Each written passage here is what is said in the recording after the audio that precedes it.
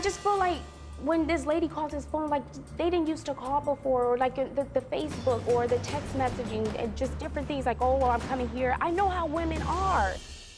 She's the judge who gives rules on the law and life. She's intense with common sense.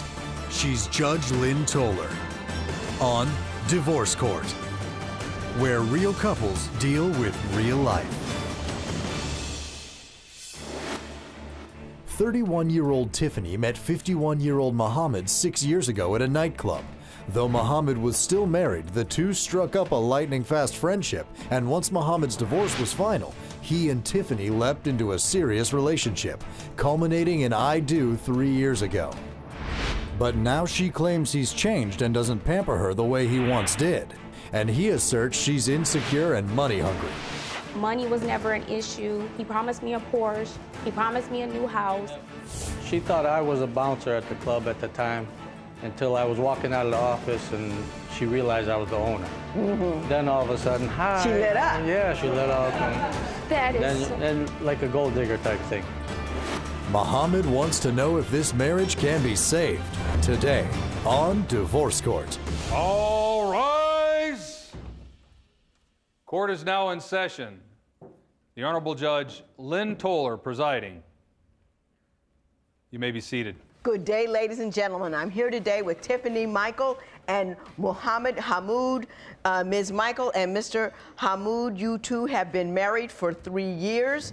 You don't have any children together, but you have 2 children from a previous relationships that are older now. You don't want to be married anymore. And Ms. Michael, you are seeking $42,000 in transitional support from Mr. Hamoud, and we will resolve those issues later on in the proceeding. Before we do, however, I'm going to start with you, Ms. Michael. Why don't you tell me a little bit about your relationship and why we're here in divorce court today? We met, he owned a nightclub, and he was married at the time.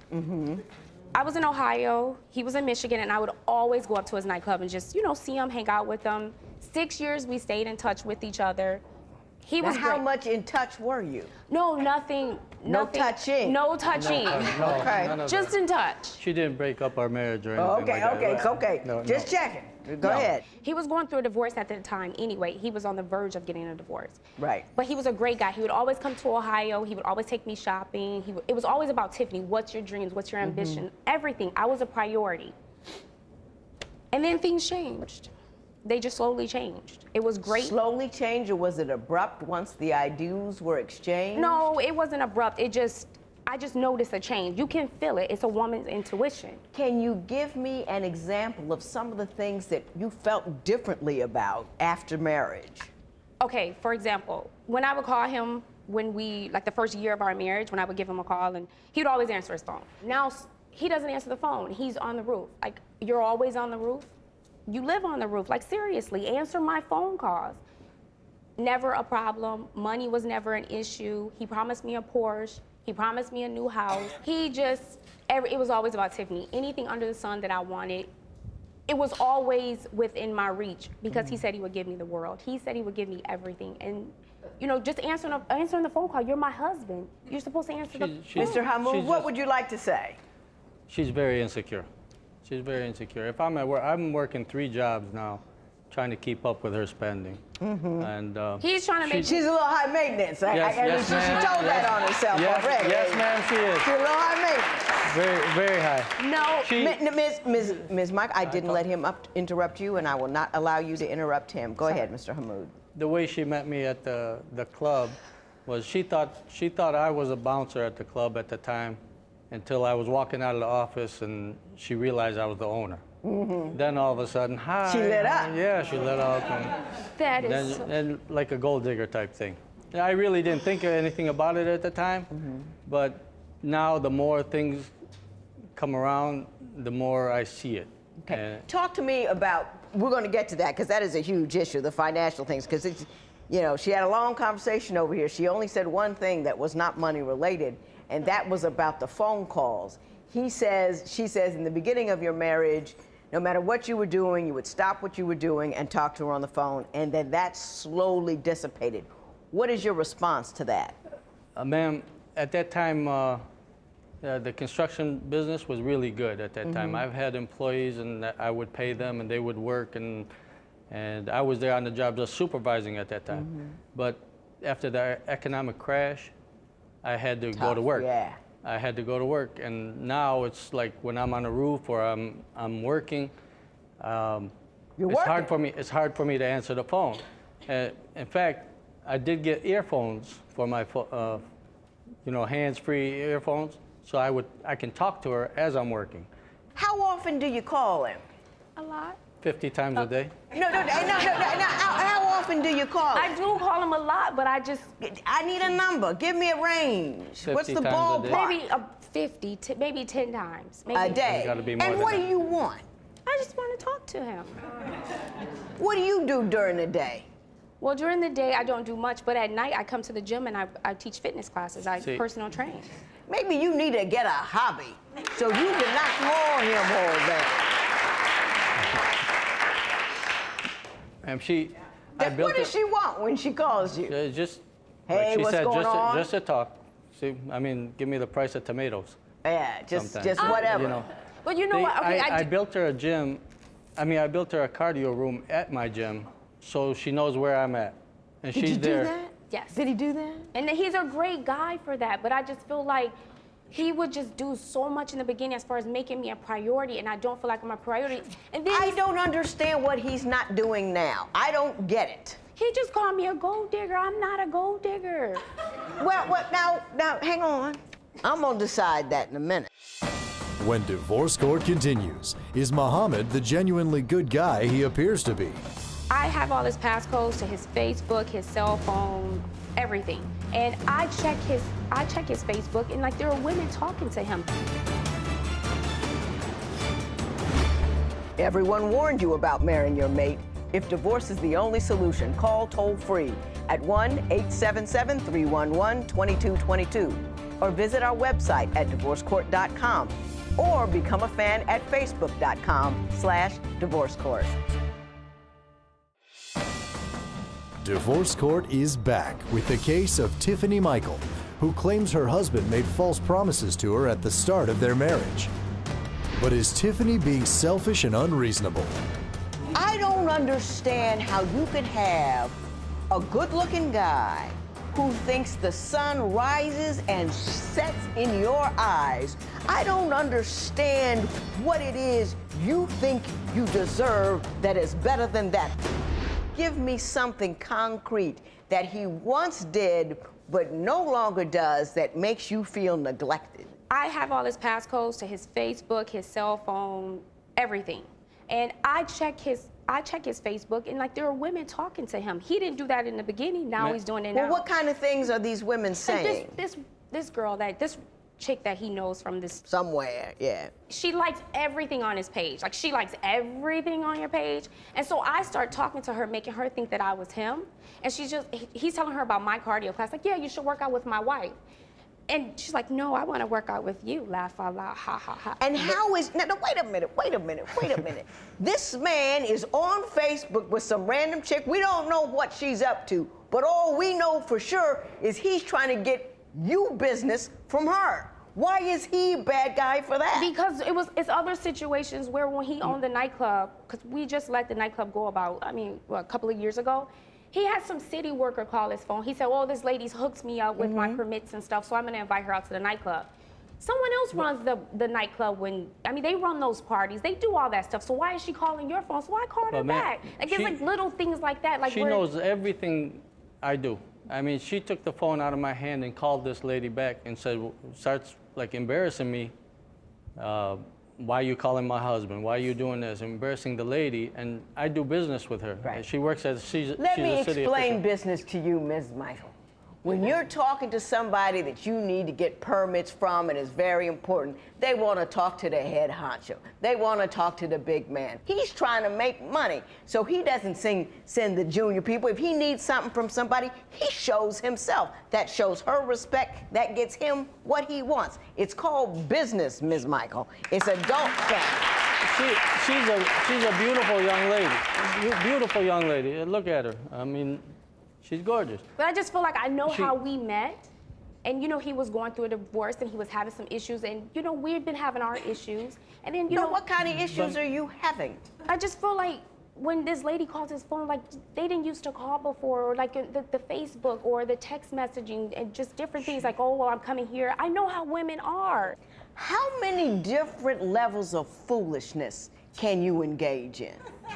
I don't understand how you could have a good-looking guy who thinks the sun rises and sets in your eyes, who works like a dog through good times and bad, who builds a space in his gym so you can practice your business, who talks to his other clients about going to you so you can have more money. I don't understand what it is you think you deserve that is better than that. I mean, what have you brought to the table? I mean, other than being young and cute, what do you bring to his table? I do everything he needs me to do with the construction company. I'm there with the gym. I go and open it up. Sometimes I'll close it up. I'm great with the kids. The kids are, I don't call them stepchildren. I call them bonus children.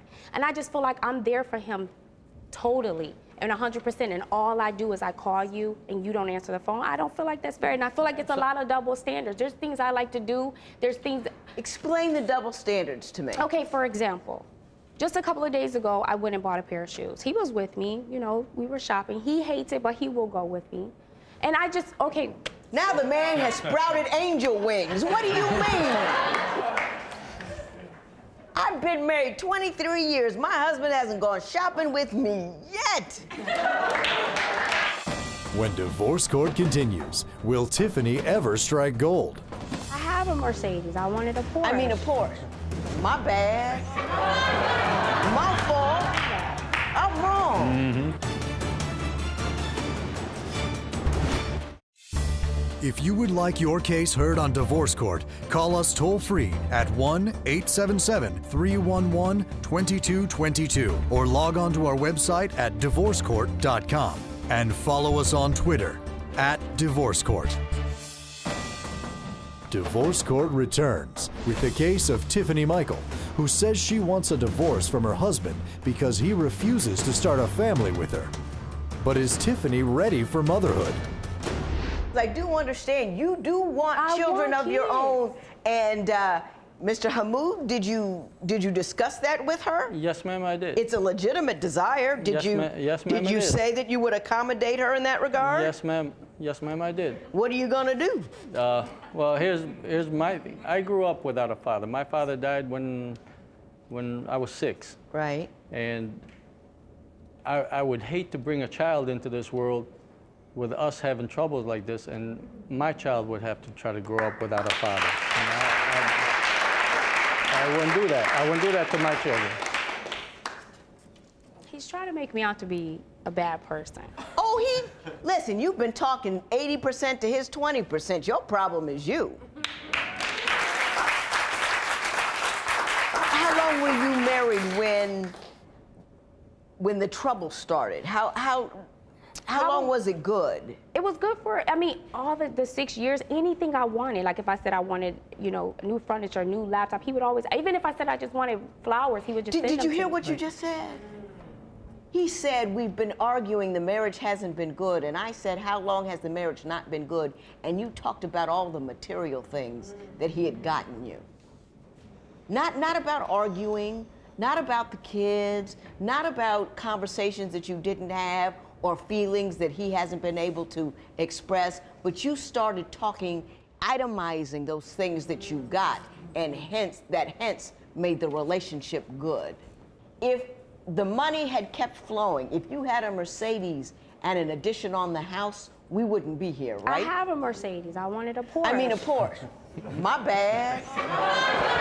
My fault. I'm wrong.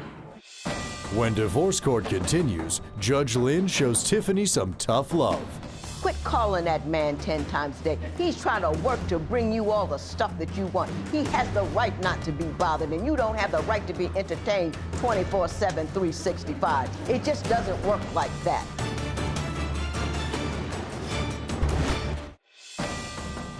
Divorce court returns with the case of Mohamed Hamoud, who is in court today asking if his marriage can be saved. You still love her, Mr. Hamoud, don't you? Yes, ma'am, I always have. You want it to work out, don't you? Yes, ma'am. If I had the power, I'd clone you and sell you.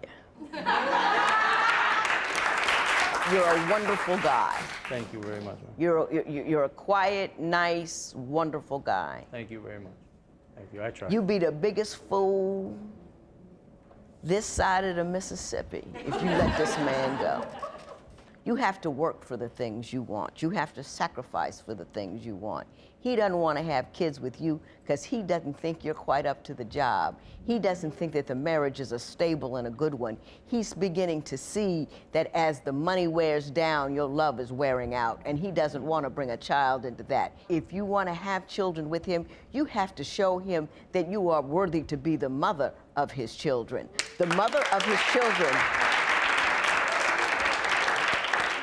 The mother of his children does not keep her hand out saying, I want. The mother of his children must take her hands and embrace. And I don't think you're capable of that. If you want what you really want, then you have to show him you're a grown woman and not a little girl with his hand in his pocket. Quit calling that man 10 times a day. He's trying to work to bring you all the stuff that you want. He has the right not to be bothered, and you don't have the right to be entertained 24/7, 365. It just doesn't work like that. You have to prove that you are capable of having children. You have to prove that you are woman enough. And when I mean woman enough, I mean have the ability to sacrifice, to do without, to not get what you want. Motherhood don't Porsche. Motherhood SUVs. That's what it is. Did anything I say make any sense to you, Ms. Michael? I still feel strong about how I feel. I just think that, you know, it was a lot of false promises, and he knew how I was, and I didn't lie to him. I'm doing you the biggest favor anybody has ever done you by telling you not to leave this man. I'm doing the biggest favor that anybody has ever done for you by telling you to grow your heart and to pull back your hand. That's what I'm doing. I'm doing you the biggest. He's fantastic. Thank you. And you can't do any better. You can't. You just can't. Brad Pitt's taken, that's it.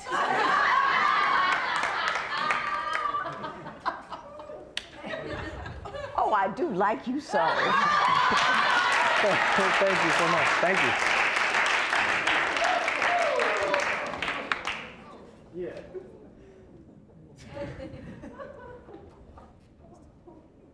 You still want her, don't you? She's a good person inside. She really is. You just got to get it out of her. I'm gonna give you my book. It's called Making Marriage Work. It talks about what a wife does. It talks about what a husband does. It talks about what it takes to be married. And married isn't just giving and money and all this. It talks about all the stuff you need to do. You do that stuff, he'll give you those children, and eventually once the children get grown, you'll get your Porsche and all of that. But he loves you, and he must love you for a reason. I'm not gonna give you anything, because that $42,000 will be the worst investment you've ever made in your life. I'm giving you the obligation, the duty to try to make it work out with this guy, because he's gonna meet you more than halfway. There will be no recovery in this matter. It is so ordered. All rise. Parties may leave the courtroom. Tiffany says being on the show was a real eye-opener. She says she finally understood where Mohamed was coming from and claims the two have vowed to work things out. Mohamed says he was glad the judge got through to Tiffany. He says the relationship is stronger now, but says he still can't say no to Tiffany. Mohamed has put the Mercedes up for sale and plans on buying Tiffany the Porsche as promised.